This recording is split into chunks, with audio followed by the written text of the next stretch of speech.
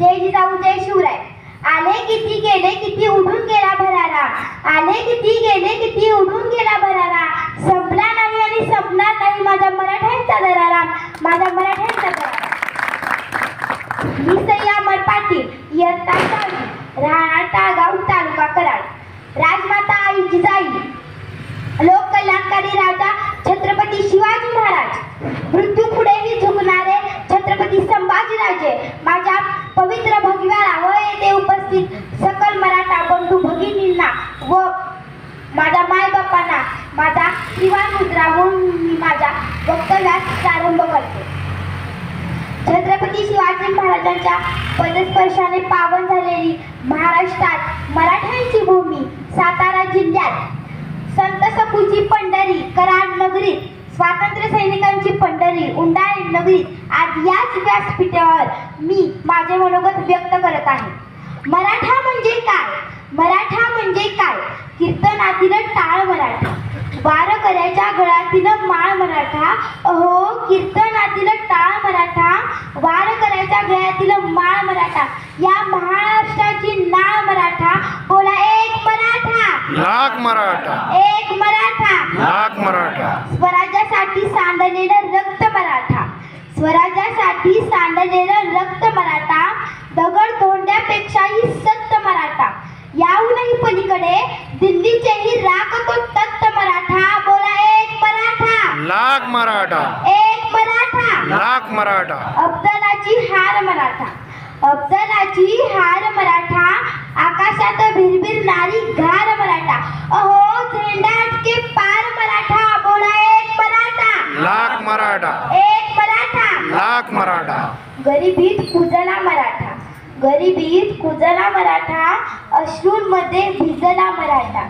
या सगळ्या यातना सहन करूनही याच मातीत रुजला मराठा.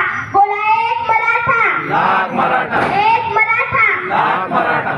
खऱ्या अर्थाने मराठा आरक्षण कशासाठी? मराठा आरक्षण कशासाठी? डॉक्टर बाबासाहेब आंबेडकरांनी त्यावेळी आरक्षण लागू केलं, आरक्षणाचे नियम लागू केले. ते खऱ्या अर्थाने योग्य होते. का? कारण जी विकासाची गंगा वाहत होती त्या विकासाच्या गंगेमध्ये कित्येक समाज मागे राहिला होता. तोही विकासाच्या गंगेत येण्यासाठी त्यांनाही आपल्यासारखा योजनेचा लाभ घेण्यासाठी ते आरक्षण लागू केलं. 2014 नंतर किंवा स्वातंत्र्यानंतर, त्यातले त्या 2014 नंतर आपण इतिहास पाहिला तर सगळेच विकासाच्या गंगेत वाहत आहेत. परंतु 2023चा जर आपण इतिहास पाहिला तर या विकासाच्या गंगेत सगळ्यात मागे जो कोणी राहिला असेल तो आपला मराठा. म्हणून मनोज जरांगे साहेबांनी एवढा मोठा त्याग केला. छत्रपतीचा इतिहास डोळ्यासमोर ठेवा. हो छत्रपतीचा इतिहास डोळ्यासमोर ठेवा. ज्यावेळी आपल्या या राष्ट्रात महाराष्ट्रात अशा काही घटना घडतात त्या घटना डोळ्यासमोर आल्यानंतर प्रत्येक क्षणाला, प्रत्येक मिनिटाला, प्रत्येक सेकंदाला छत्रपतीचा इतिहास उभा राहतो. छत्रपती शिवाजी महाराजांनी शाहिस्तेखानाची बोटं कापलेली हा प्रसंग सर्वांनाच माहिती. त्यावेळी छत्रपती शिवाजी महाराजांनी उभा हक्का शाहिस्तेखान पाडला असता, पण तो त्याच्या बेगमच्या छावणीत घुसला म्हणून तो वाचला. त्यावेळी नंतरचा प्रसंग म्हणजे शाहिस्तेखानाने सांगून ठेवलं की माझी बहीण माझ्याकडे आली होती. गजब हो गया सरकार, गजब हो गया. बोले रात मुसीबा, बोले रात मुसीबा, मेरी छोटी बच्ची को उठा कर ले गई, गजब हो गया. त्यावेळेस शत्रू असूनही शाहिस्तेखान बोला ना बगली ना, ना बगली ना. वो शिवा किसी की गर्दन मार सकता है, किसी की उंगली काट सकता है, पर किसी की माँ और बेटी पर हाथ नहीं डाल सकता.